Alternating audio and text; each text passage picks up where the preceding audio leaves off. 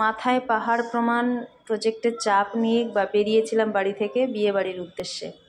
তার কারণ স্কুল ছুটি পড়তে না পড়তেই বিয়ে বাড়িটা পড়ে গেছিলো, তো তার জন্য আমাকে বেরিয়ে যেতে হয়েছে তাড়াতাড়ি।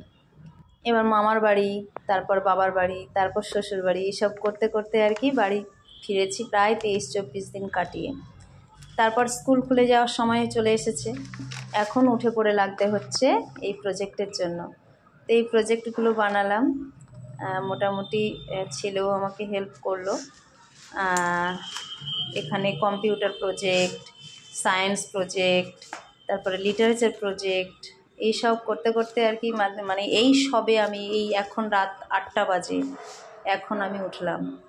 আর এই যে থার্মোকল রয়েছে, এটা দিয়েও এখন প্রচুর কাজ রয়েছে। এখনও হাতে আমার 3-4টে এর বেশি হবে প্রজেক্ট রয়েছে। আপাতত এই কটা করেছি, এখন অবসর নেওয়ার মতো কোনো ফাঁক নেই। সবে রান্না বসালাম আর এই জিনিসপত্র চলে এসেছে, এগুলোকে গোছালাম। মোটামুটি একদম কালঘাম ছুটে যাচ্ছে আর কি। আসলে আমি যখনই ছুটি কাটাতে যাই তখন তার আগে মিনিমাম 10 দিন আমি বাড়িতেই থাকি এই প্রজেক্ট কমপ্লিট করার জন্য।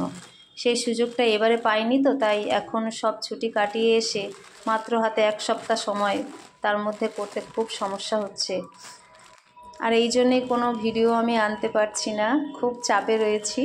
তো যাই হোক বন্ধুরা, এইগুলো করছিলাম তাই একটা মনে করলাম আপনাদেরকে জানাই, দেখাই যে কতটা ব্যস্ত রয়েছি।